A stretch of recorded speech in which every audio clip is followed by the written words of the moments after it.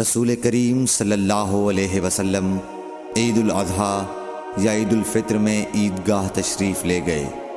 وہاں آپ عورتوں کے پاس سے گزرے اور فرمایا، اے عورتوں کی جماعت، صدقہ کرو، کیونکہ میں نے جہنم میں زیادہ تم ہی کو دیکھا ہے۔ انہوں نے کہا، یا رسول اللہ صلی اللہ علیہ وسلم، ایسا کیوں؟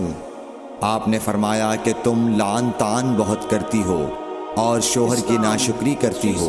باوجود عقل اور دین میں ناقص ہونے کے میں نے تم سے زیادہ کسی کو بھی ایک عقل مند اور تجربہ کار آدمی کو دیوانہ بنا دینے والا نہیں دیکھا۔